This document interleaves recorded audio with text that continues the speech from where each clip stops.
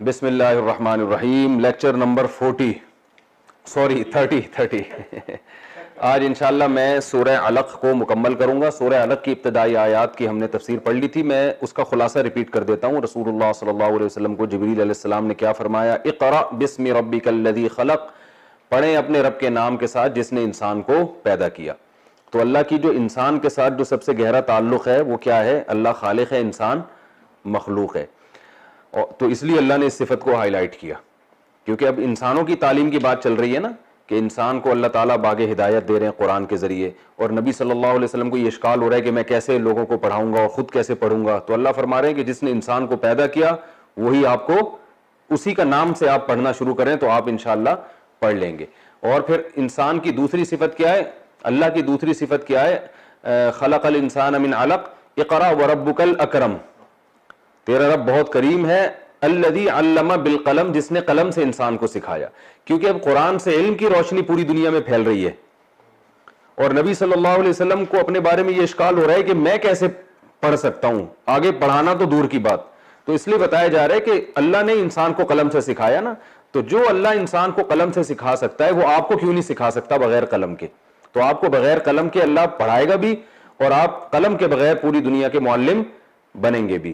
اور اس میں یہ بھی بتا دیا کہ انسان پر سب سے بڑا احسان کیا ہے اللہ کا, کہ اللہ نے انسان کو بنایا. دوسرا سب سے بڑا اللہ نے احسان یہ کیا کہ انسان کو تعلیم دی اس نے. انسان پڑھا لکھا ہوتا ہے, جانور پڑھے لکھے نہیں ہوتے, اور یہی علم ہی ہے جس کی بیس پر انسان کو فضیلت ہوتی ہے. تو انبیاء کا علم سب سے زیادہ, لہذا ان کی فضیلت بھی سب سے زیادہ. علم بالقلم علم الانسان ما لم یعلم, انسان کو وہ کچھ سکھایا جو وہ نہیں جانتا تھا. یہاں تک کمپلیٹ ہو گیا تھا, اس کا میں نے تھوڑا خلاصہ بیان کر دیا آپ کے سامنے. اب آگے چلتے ہیں. آگے ارشاد فرمایا کلا ان الانسان لیطغی. کلا کا معنی ہرگز نہیں. یہاں ہرگز نہیں کا مطلب یہ ہے, قرآن میں یاد رکھیں یہ جو کلا کا لفظ ہے نا, بسا اوقات ایسی جگہ پر آتا ہے کہ آپ کو اس کا پیچھے سے کوئی ربط نظر ہی نہیں آئے گا. بھئی کیا مطلب ہرگز نہیں؟ تو یہ پچھلی آیتوں کے جو مفہوم ہوتا ہے نا, اس میں ایک ایسی بات ہوتی ہے جس پہ رد ہو رہا ہوتا ہے. اب جیسے اللہ نے اپنی نعمتوں کا ذکر کیا کہ انسان کو اس نے بنایا بھی, خالق بھی ہے اور پڑھایا بھی. دیکھیں دو ہی مربی ہوتے ہیں, یا جسمانی یا روحانی. جسمانی مربی والدین ہوتے ہیں اور روحانی مربی ٹیچرز ہوتے ہیں. تبھی ٹیچر کو بھی پیرنٹس کی جگہ رکھا جاتا ہے نا. انہوں نے آپ کو روحانی اعتبار سے یعنی نالج دی ہے انہوں نے آپ کو, تو آپ کی جو روحانی تربیت ہوتی ہے وہ اساتذہ سے ہوتی ہے, جسمانی تربیت والدین سے ہوتی ہے, وہ آپ کی باڈی کے وجود کا ذریعہ بنے. تو اللہ نے بتایا کہ میں تمہارے جسم کو بھی وجود میں لایا ہوں, خلق الانسان میں بتا دیا, اور علم الانسان ما لم یعلم, وہ کچھ سکھایا جو تم نہیں جانتے تھے. تو ٹیچر بھی ہے اللہ تعالیٰ, معلم بھی ہے. تو ان دو احسانات کا تقاضا یہ تھا کہ انسان اللہ کا شکر گزار بن جاتا, اور سارے انسان توحید پرست ہوتے, سارے پیغمبروں کی اطاعت کرتے, اور نبی صلی اللہ علیہ وسلم کو پھر دنیا میں آنے کی ضرورت تھی ہی نہیں. تو نبی کو بتایا جا رہا ہے کہ ان انعامات کا تقاضا یہ تھا کہ انسان شکر کرتا, لیکن کلا ہرگز ایسا ہوا نہیں ہے. ان الانسان لیطغی, بے شک انسان سرکشی کر رہا ہے. تو اس میں نبی کو یہ بھی بتا دیا گیا کہ ہم آپ کو کیوں پڑھا رہے ہیں اور آپ کے ذریعے امت کو تعلیم کیوں دے رہے ہیں. کیونکہ انسان پر اللہ نے جو دو انعامات کیے, نالج اور اس کی تخلیق, ان انعامات کا جو تقاضے تھے انسان وہ پورے نہیں کر رہا, بلکہ بت پرستی میں لگ گئے ہیں, زنا میں, شراب میں, جو بھی اس دور میں برائیاں تھیں, پوری دنیا میں تھیں وہ برائیاں. تو ہم نے آپ کو بھیجا ہے آپ لوگوں کو اس سرکشی سے نکال کر کس سے لوگوں کا تعلق اللہ سے جوڑیں گے اور لوگوں کو شکر گزار بنائیں گے. یہ غیر مسلموں پر بھی آیتیں صادق آتی ہیں آج بھی, کہ جن کے پاس نالج بہت ہے. آج جو غیر مسلموں کے پاس دنیاوی نالج ہے یہ بھی تو اللہ کی عطا کردہ ہے نا. اللہ نے ایسے وسائل دیے ہیں جن کے ذریعے آج اتنی ان کے پاس نالج ہے, مگر یہ نالج اور غیر مسلموں میں اور تکبر پیدا کر رہی ہے, اور مذہب سے دور ہو رہے ہیں. تو اس لیے مذہب کے قریب اور اللہ کے قریب لانے کے لیے اور اللہ کا شکر گزار بنانے کے لیے پیغمبروں کی ضرورت ہوتی ہے. تو اس لیے نبی صلی اللہ علیہ وسلم کو شروع میں بتایا جا رہا ہے کہ اتنے بڑے اللہ نے احسانات کیے, مگر یہ انسان کیا کر رہا ہے؟ سرکشی کر رہا ہے. تو کلا ان الانسان, کلا ہرگز ایسا نہیں ہے. تو یہ ہرگز کا مطلب کیا ہوا کہ پچھلے کلام سے جو تمہیں سمجھ میں آ رہا ہے نا, کلا ہرگز ایسا نہیں ہے. دیکھو ہم جب کسی کو کہتے ہیں بھئی فلاں نے فلاں پر یہ کیا یہ کیا یہ کیا، تو فوراً آپ کے ذہن میں ایک بات وہم پیدا ہوگا کہ پھر فلاں نے تو بڑی غلامی اختیار کر لی ہوگی، جب فلاں نے یہ احسان کیا یہ احسان کیا یہ احسان کیا تو فلاں تو بڑا غلام بن گیا ہوگا. تو متکلم دیکھتا ہے کہ آپ کے ذہن میں یہ وہم پیدا ہو رہا ہے تو وہ کہہ دے گا کلا، ہرگز ایسا نہیں ہے بھائی جیسا تم سمجھ رہے ہو. تو اللہ نے بھی بتایا کہ اللہ نے انسان کو پیدا کیا، اس کو علم سکھایا، قلم سے بہت کچھ سکھا دیا اس کو. تو ہمارے ذہن میں ایک وہم آ سکتا تھا پھر انسان تو سارے بڑے نیک ہوں گے. اللہ فرماتے ہیں کلا، ہرگز ایسا نہیں ہے. یہ ایک شکایت ہو رہی ہے اللہ کی طرف سے گویا، کلا ہرگز ایسا نہیں ہے. ان الانسان لیطغی، بے شک انسان طغیانی پر اتر آیا ہے، ناشکری کرتا ہے. ارآہ استغنا، میں نے اس کی ترکیب بتا دی تھی، لارآہ یا بان رآہ. وجہ اس کی یہ ہے کہ انسان اپنے آپ کو سمجھتا ہے مستغنی. یعنی اللہ نے بتا دیا کہ سرکشی کی وجہ یہ نہیں ہے کہ انسان کو اللہ کا خالق ہونا معلوم نہیں ہے، یا انسان کو یہ معلوم نہیں ہے کہ اللہ نے مجھے قلم سے سکھایا، تو کسی دلیل سے سرکش نہیں بن رہا. بلکہ سرکشی کی وجہ یہ ہے کہ آپ جب کسی کو فالو کرتے ہیں تو اگر شریف آدمی ہوں گے نا آپ تو دلیل سے ہی فالو کرنا شروع کر دیں گے، دلیل سے ہی شکر ادا کرنا شروع کر دیں گے. جیسے جو شریف بچے ہوتے ہیں والدین ان پہ سختی نہ بھی کریں تو وہ اپنے والدین کی اطاعت کرتے ہیں کہ بھئی ابا اماں نے ہم پر احسانات کیے. لیکن نافرمان لوگ کیا کرتے ہیں، جب تک ڈنڈا نہیں ہوگا نا ان کے اوپر اس وقت تک وہ کسی کا شکر ادا نہیں کرتے.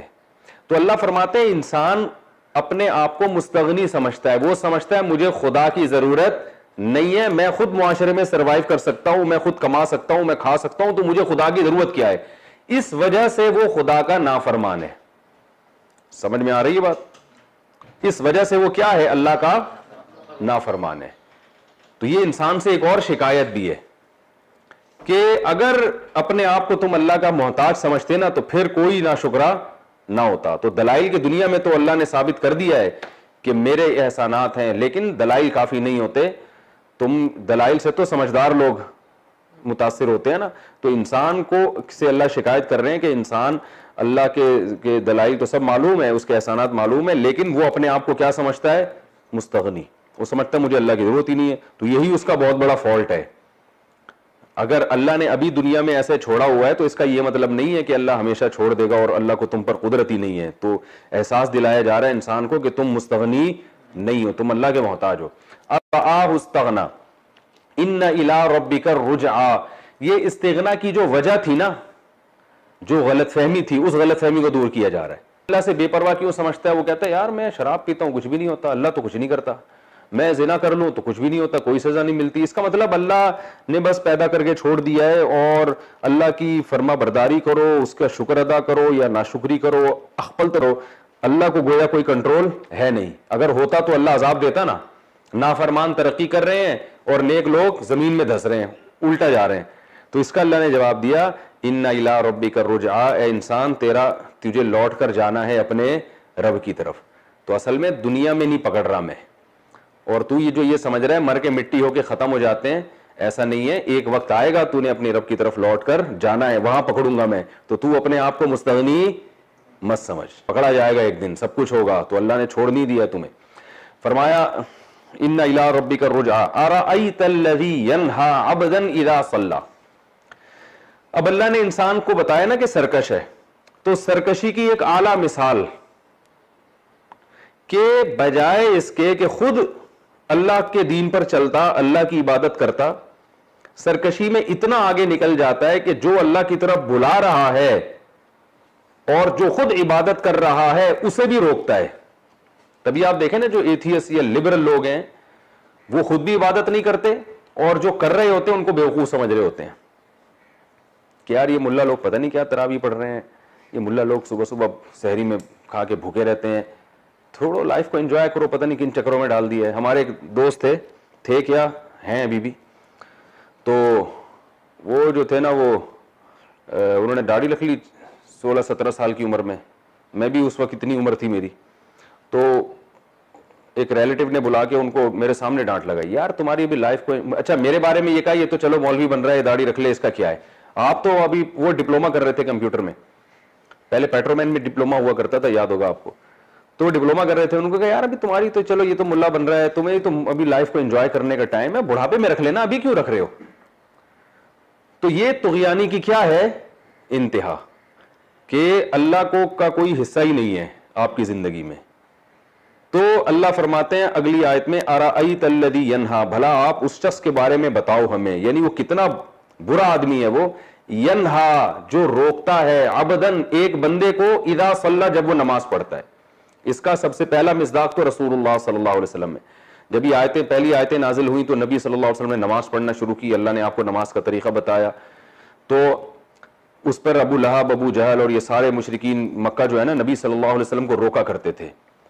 تو اللہ فرماتے ہیں اور پھر ساری جب تک دنیا میں اللہ کی عبادت کے بعد بھی ایسے بندے کو نماز سے روکنا, تو یہ روکنے والا کتنا عجیب آدمی ہے, حالانکہ اس کو اللہ نے پیدا کیا اور اس کو وہ علم دیا جو یہ نہیں جانتا تھا. تو شکر کا تقاضا یہ تھا کہ خود بھی عبادت کرتا اور لوگوں کو امر بالمعروف اور نہی عن المنکر کرتا, لیکن اتنا گر گیا ہے کہ بجائے خود عبادت کرنے کے جو کر رہا ہے اس پر بھی اعتراض کرتے ہیں, اور جو نیکی کا حکم دیتا ہے اس پر بھی اعتراض کرتے ہیں. آگے اللہ نے ارشاد فرمایا او امر بالتقوی الم یعلم وہ ارأیت ان کذب وتولی, فرمایا بتاؤ اگر یہ خود جھٹلاتا بھی ہے اور حق سے پیچھے بھی ہٹتا ہے, یعنی جس کو نماز سے روک رہا ہے نا اس کی تو یہ صفات ہیں کہ وہ نمازی جو نبی صلی اللہ علیہ وسلم ہے وہ لوگوں کو تقوی کا حکم دے رہے ہیں, یعنی تقوی سے مراد برائی سے بچنا. امر بالتقوی کیا ہے, ارأیت الذی ینہا عبدا اذا صلی ارأیت ان کان علی الہدی, آپ بتاؤ اگر وہ ہدایت پر بھی ہے اور لوگوں کو تقوی کا, گناہ سے بچنے, برائی سے بچنے کا حکم بھی دے رہے ہیں, معاشرے میں خیر پھیلا رہا ہے, اس کے باوجود یہ اس کو نماز سے روکتے ہیں. اور ارأیت ان کذب, آپ بتاؤ اگر یہ جھوٹ بولتا ہے, یعنی خود اس کی حالت کیا ہے کہ کذب آخرت کا انکار کر رہا ہے جس کے دلائل اتنے واضح ثابت ہو چکے ہیں, وتولی اور خود حق سے پیچھے ہٹ رہا ہے. یعنی دو انتہاؤں کو اللہ بیان کر رہے ہیں, ایک شکر گزار بندے کی مثال کہ جو نماز پڑھتا ہے اور سیدھے راستے پر ہے, لوگوں کو نیکی کا حکم دیتا ہے, اور ایک برے آدمی کی مثال اللہ اس کو کہہ رہے ہیں تعجب سے دیکھو کہ یہ نہ صرف یہ کہ نماز نہیں پڑھتا, نیکی کا لوگوں کو حکم نہیں دیتا, بلکہ الٹا کام کیا کرتا ہے کہ جو نماز پڑھتا ہے ان کو نماز سے روکتا ہے, اور خود نیکی کا حکم دینے کے بجائے آخرت کا منکر ہے اور سیدھے راستے سے پیچھے ہٹتا ہے. وتولی کا معنی پیٹ پھیرتا ہے.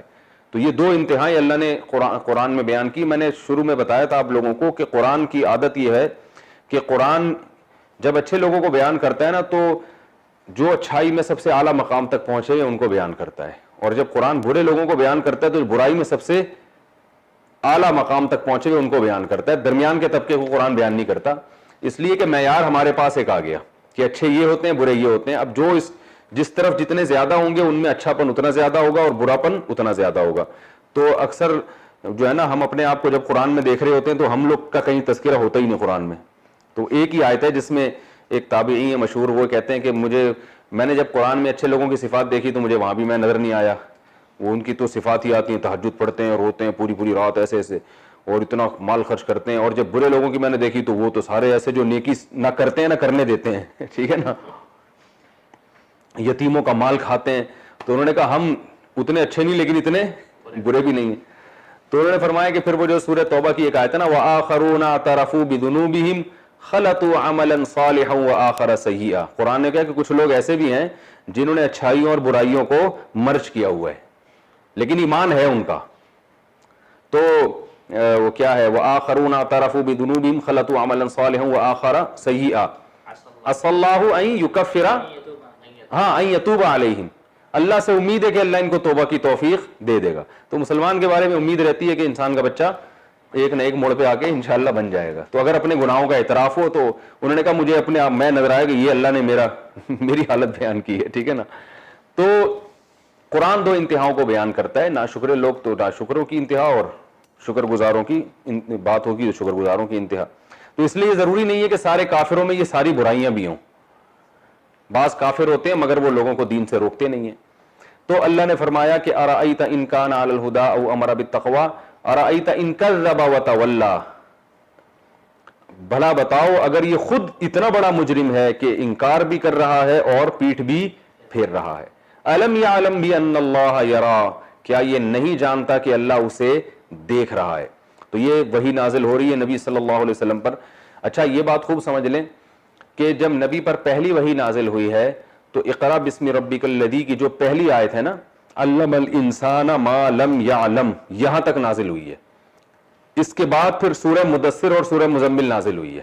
پھر وقفے سے اس سورت کی اگلی آیتیں نازل ہوئی ہیں, کلا ان الانسان لیطغی. ایسا ہوتا تھا نبی صلی اللہ علیہ وسلم پر کہ ایک سورت کی کچھ آیتیں پہلے نازل ہو گئیں, کچھ آیتیں بعد میں, درمیان میں کوئی اور سورت نازل ہوئی, تو یہ ہوتا تھا. تو یہ والی کلا ان الانسان لیطغی والی صورتوں میں اور الم یعلم بان اللہ یرا والی صورتوں میں فاصلہ ہے, صورتیں کہہ رہا ہوں آیتوں میں.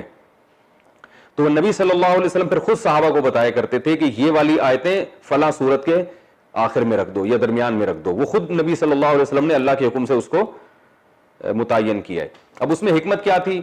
حکمت بہت ساری ہو سکتی ہیں کہ بھائی جو نزول کے اعتبار سے نبی کو ضرورت دوسری آیتوں کی ہو, لیکن جب کتابی شکل میں آئے تو وہ اس میں ربط جو ہے نا وہ نہ بن رہا ہو.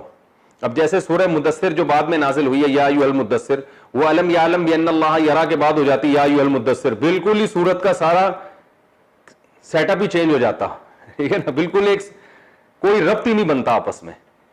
تو یہ اللہ کو معلوم تھا, اللہ کے نبی کو اللہ نے بتا دیا کہ بھئی یہ سورت ہم نازل یہ والی آیتیں اب کر رہے ہیں, لیکن اگلی سورت کا اگلا حصہ بعد میں نازل ہوگا. تو وہ بعد میں نازل ہوا اور ان کا آپس میں ربط ہے جو میں نے آپ کو بتا دیا. تو اللہ نے فرمایا الم یعلم بان اللہ یرا, کیا انسان جانتا نہیں ہے کہ اللہ اسے دیکھ رہا ہے. کلا, اللہ فرماتے ہیں کہ کلا ہرگز ایسا نہیں ہے جیسا وہ سمجھ رہا ہے. یعنی وہ یہ سمجھ رہا ہے کہ میں مستغنی ہوں, مجھے اللہ کی ضرورت نہیں ہے اور میں جس کو چاہوں نماز سے روک لوں, جب چاہوں جو ہے نا جو نہی عن المنکر کر رہے ہیں ان کو روک لوں میں.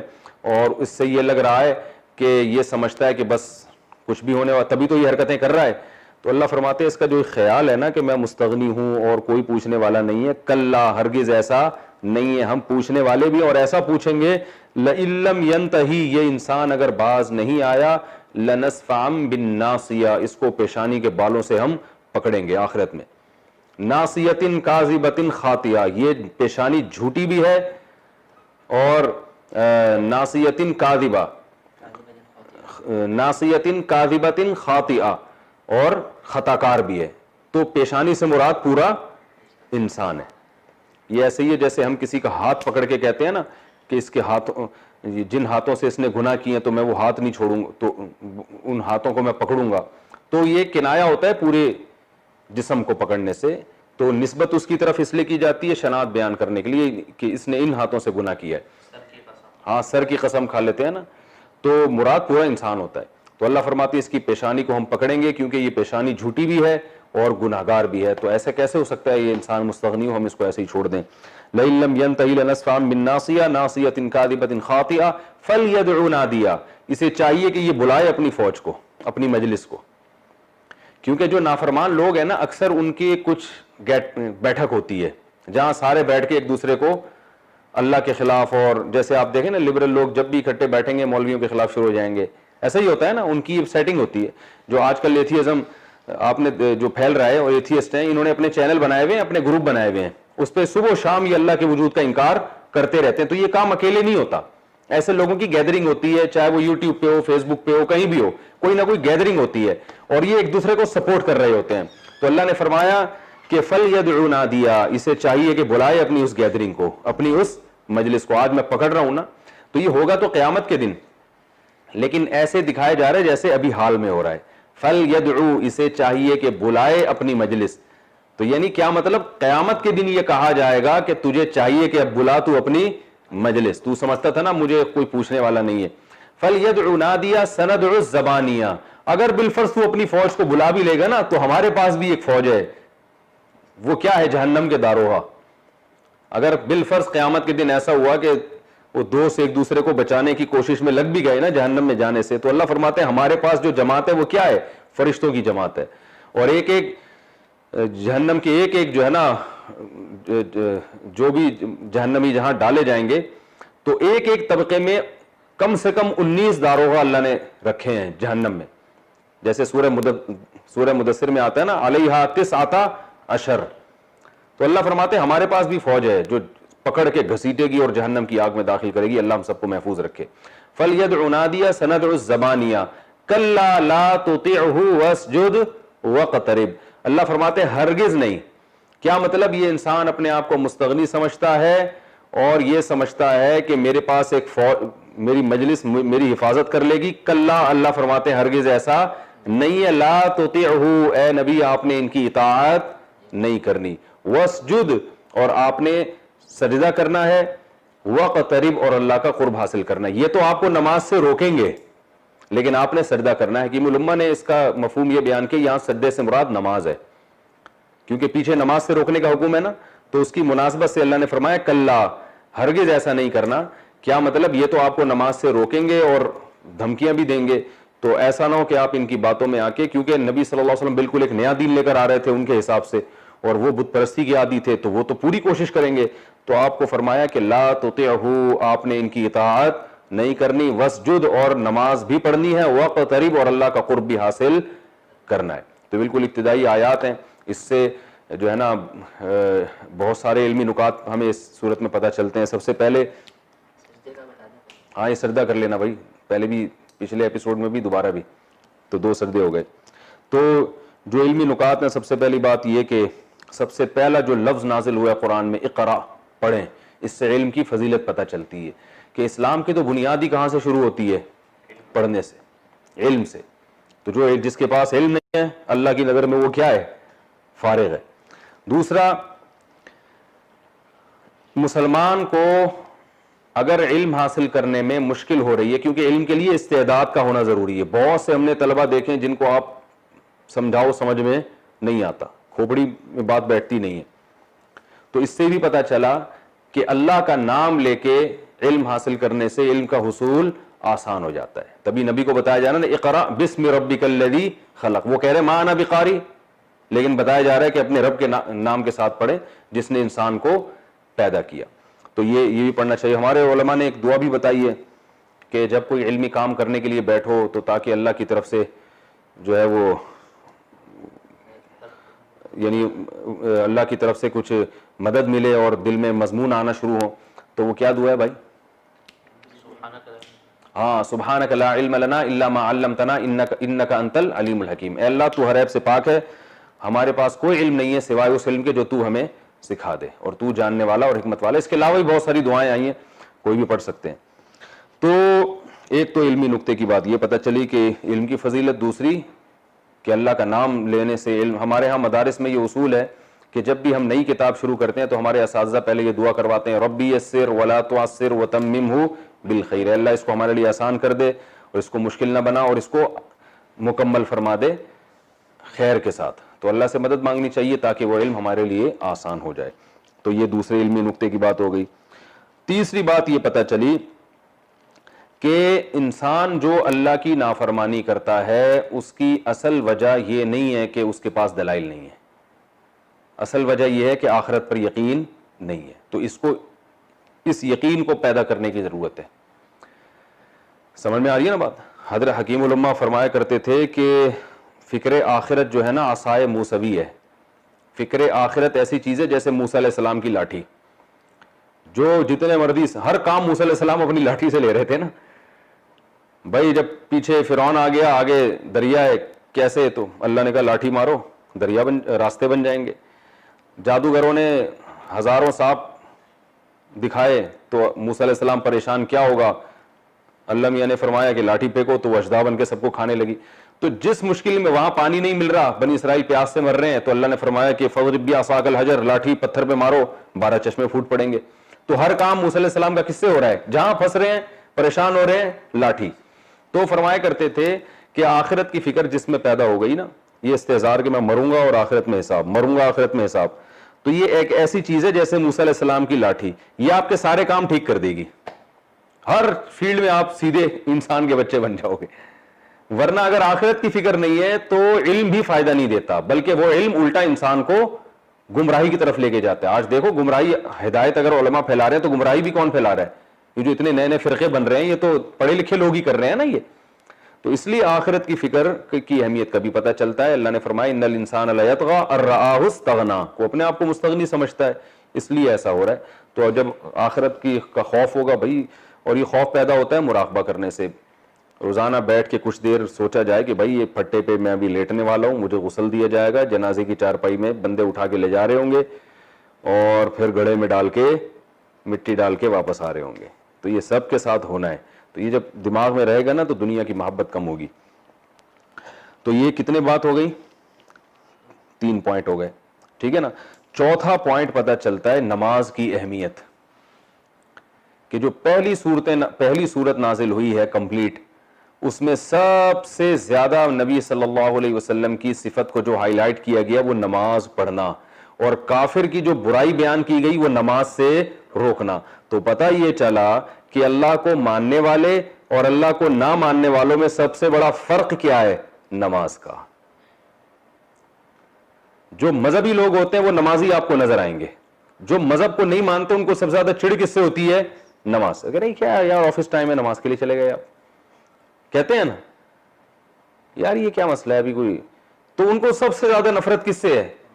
نماز سے. تو اس سے نماز کی اہمیت کا بھی پتہ چلتا ہے. عبدا اذا صلی, اور کیا تھا وہ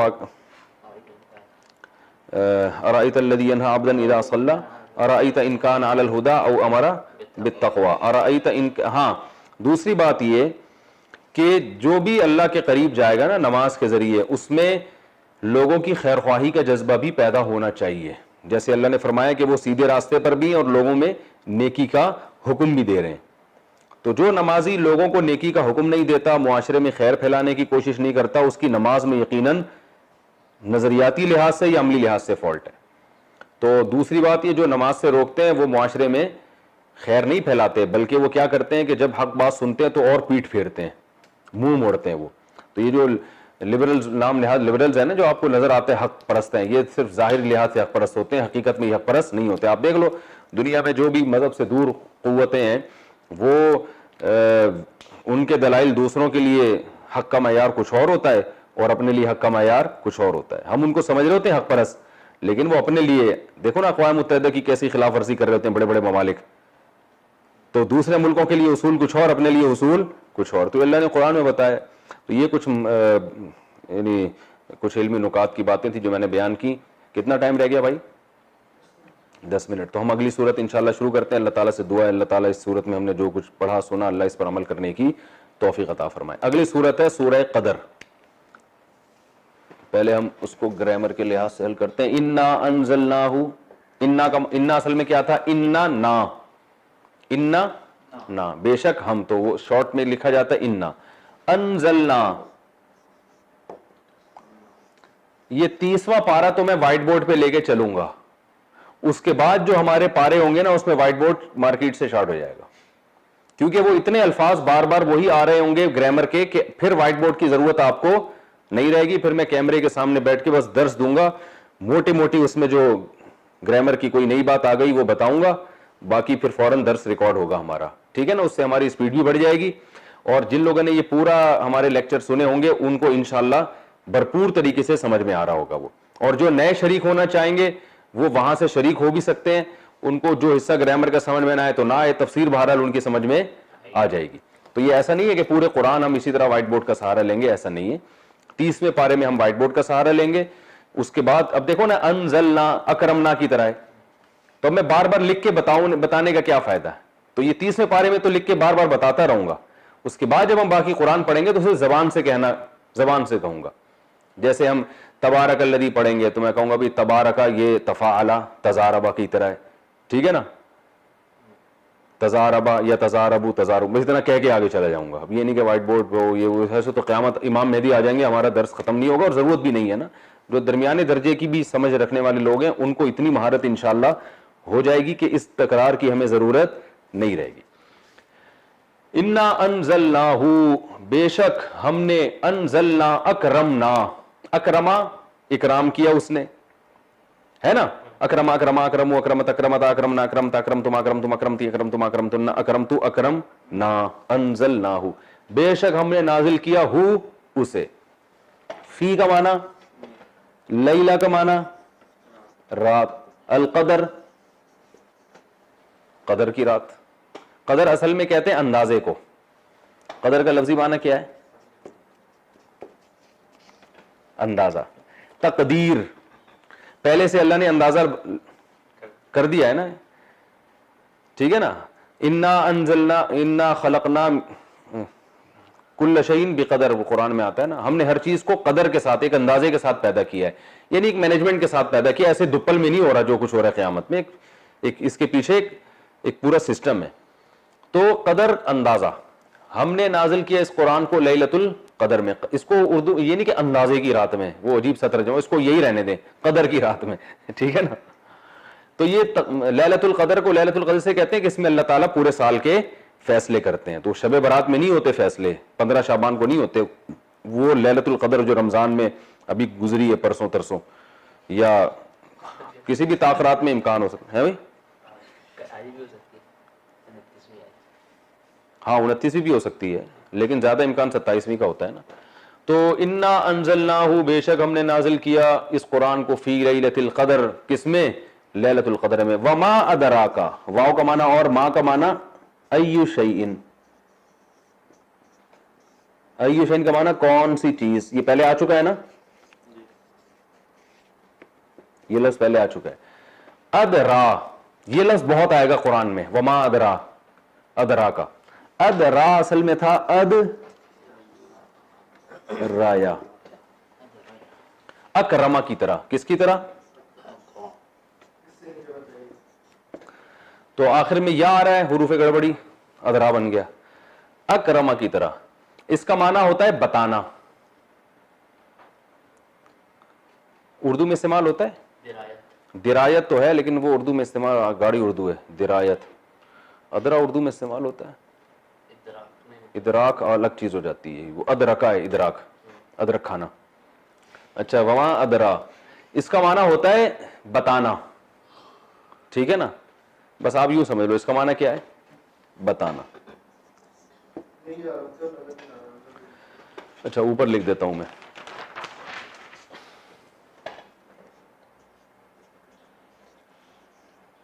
ادرا اس کا معنی ہے بتانا.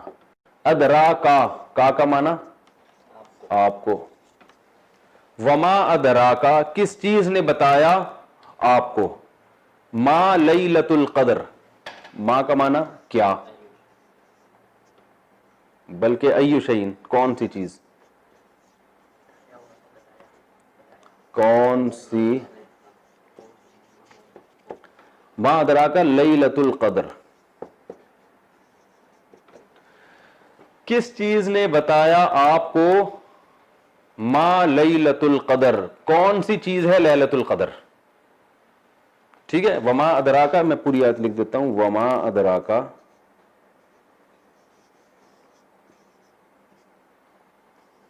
ما لیلۃ القدر, کس, اس کا لفظی ترجمہ کیا ہوگا؟ کس چیز نے بتایا آپ کو کیا چیز ہے لیلۃ القدر.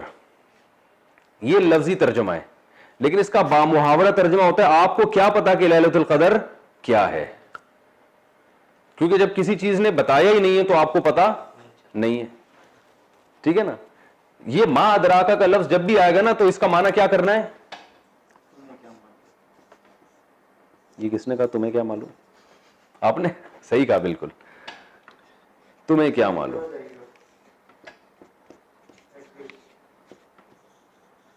تمہیں کیا معلوم, بالکل صحیح کہا. آپ کو کیا پتا, تمہیں کیا معلوم. تو یہ جیسے وما ادراکا, وہ کیا ہے؟ وما ادراکا مل حاقہ, وما ادراکا مل قاریہ, القاریات مل قاریہ, وما ادراکا مل قاریہ, آپ کو کیا پتا کہ قاریہ کیا چیز ہے. تو وما ادراکا ما لیلۃ القدر, آپ کو کیا پتا کہ لیلۃ القدر کیا چیز ہے. تو یہ اچھا, اس کا جو بامحاورہ ترجمہ تمہیں کیا معلوم, تو اس کا بھی اصل مطلب ہوتا ہے کہ یہ بڑی عجیب چیز ہے. جب ہم کہتے ہیں یار تمہیں کیا پتا کہ وہ کیا ہے, تو اس کا مطلب یہ نہیں ہوتا کہ کوئی سوال پوچھا جا رہا ہے اور وہ میں آپ سے کہہ رہا ہوں کہ اگر پتا ہے تو بتا دو. تو یہ بتایا جاتا ہے اصل میں کہ یہ بڑی عجیب چیز ہے, آپ کو کیا معلوم کہ یہ کیا ہے. صحیح ہے نا. تو یہ ایک ایک محاورہ اس طرح سے استعمال ہوتا ہے.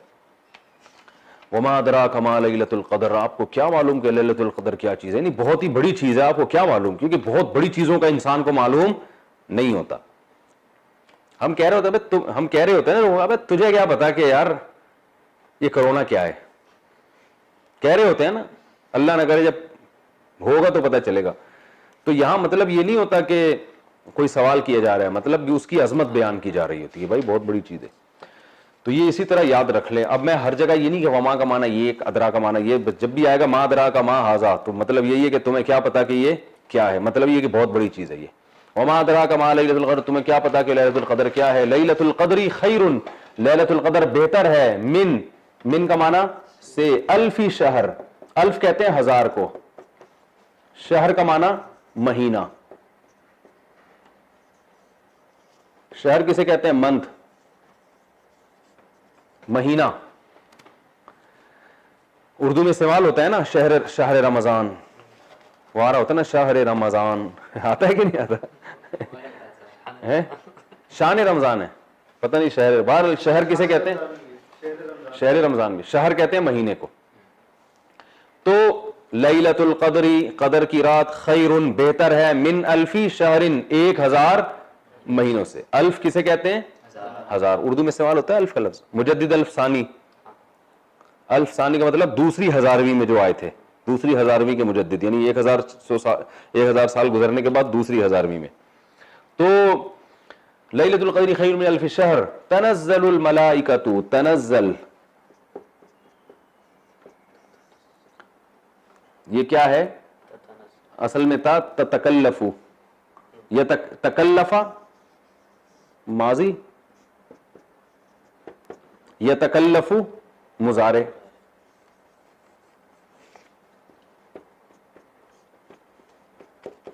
تکلف کرتا ہے وہ, تو اسی طرح تھا یہ تتنزل, تتنزل نازل ہونا.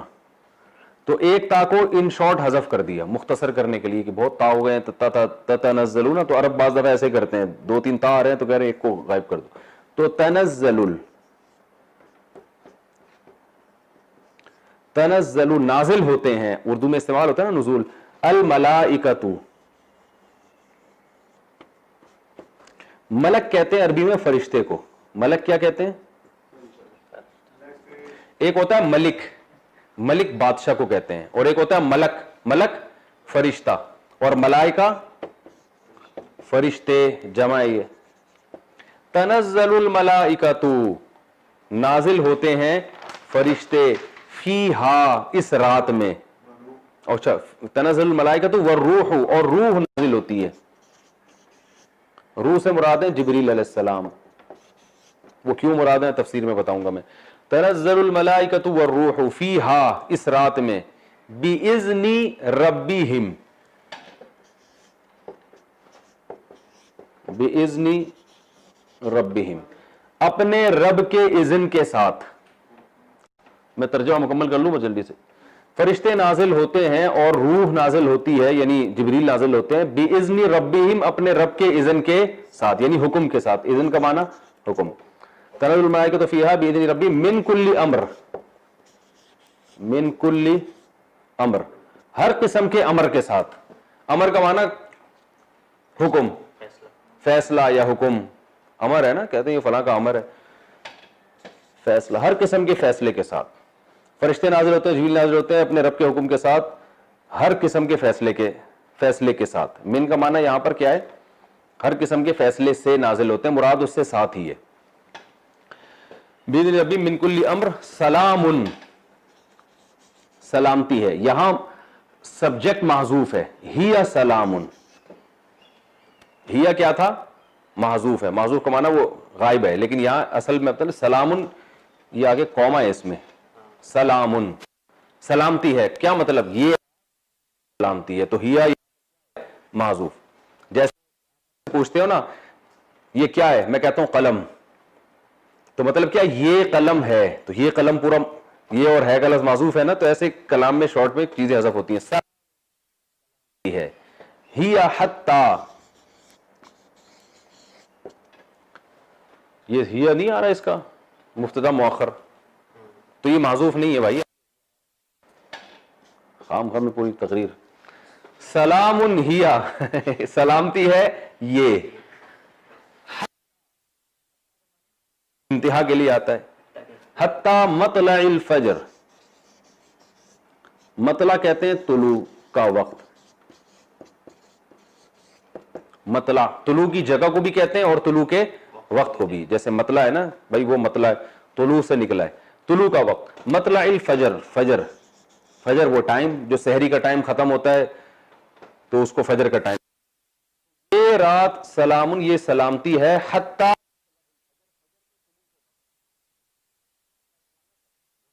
تاکہ بھائی ہوتا ہے نا اردو میں, یہ کام ہوا حتیٰ کہ جو ہے نا وہ فلاں بھی جو ہے نا اس پہ, یعنی اس کی انتہا یہ ہوئی کہ یہاں تک پہنچ گیا معاملہ. کہتے ہیں نا حتی الامکان میں نے یہ کام کیا, جس کو لوگ حتی الامکان کہہ رہے ہوتے ہیں. یہ حتی الامکان نہیں, حتی الامکان ہے.